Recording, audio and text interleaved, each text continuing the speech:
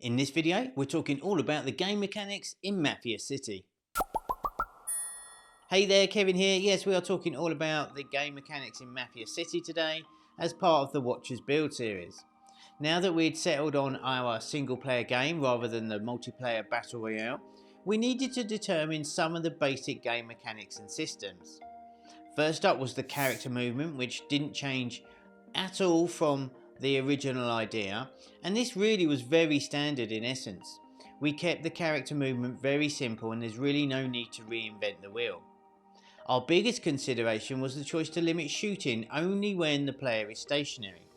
Now this was inspired by games such as Archero, which I always thought was an interesting mechanic and lent itself way more to strategy rather than a run and gun type arcade blaster. This naturally slows the gameplay down somewhat and makes the shooting decisions slightly more intentional. There's also a certain amount of risk and reward element that comes along with this mechanic, as if you're low on health, going in for the kill can bring a little bit of tension. To minimise the development scope, the roguelike system that was originally planned was great in nature of setting each round every time you play, but we would need an upgrade system for all the weapons, and these would be collected via the chests. This also adds an element of luck and would encourage some exploration. Now remember, at this point when we made this decision, we still had the one big map and there was a decent amount of area to cover. Remember, 33 minutes for the level. However, regardless of how the game flow would alter over time, this mechanic would work regardless. Environmental law. Natural world type physics would apply. Enemies will approach and shoot once you're in range and will follow you until you're out of range. Players can hold a maximum of 4 weapons at any one time, and weapons will hold a finite amount of predetermined bullets. Players only have 1 life, but can replenish health via telephone booths on the map, along with a chance to receive medkits from chests. Rewards and penalties. Players receive random coins from the chests, and enemies will drop coins on defeat. These range from 1 to 5, or for mini bosses they will drop anywhere between 5 and 10. A lot of this was balanced over time, so I'm not sure this is still strictly accurate, but that was our starting point.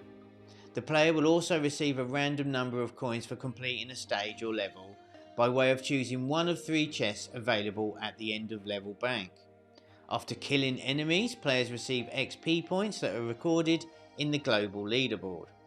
Players would also be rewarded for a medal for completing the area, and this is displayed inside the station hub.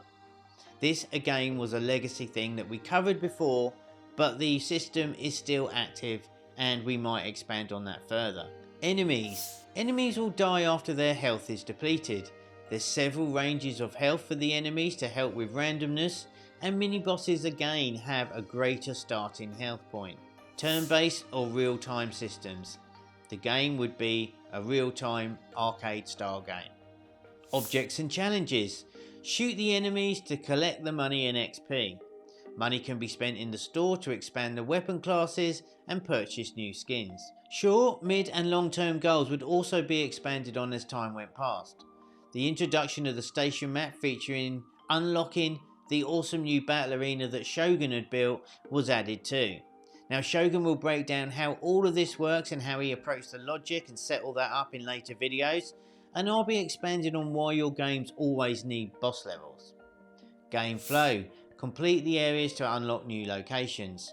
Money earned can be used to collect all the playable characters. So whilst we did make that big pivot after the initial release, our main mechanics did stay the same, and I hope this goes to illustrate that by deciding on your core mechanics early on and staying true to them can really help, even if you decide like we did to add new systems or radically change the game flow.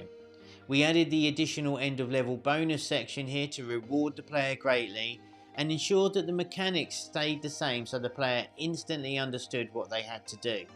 It also rewarded them generously for completing that first short-term goal. So I hope you found that helpful. Do let me know in the comments below, and I will see you on the next video.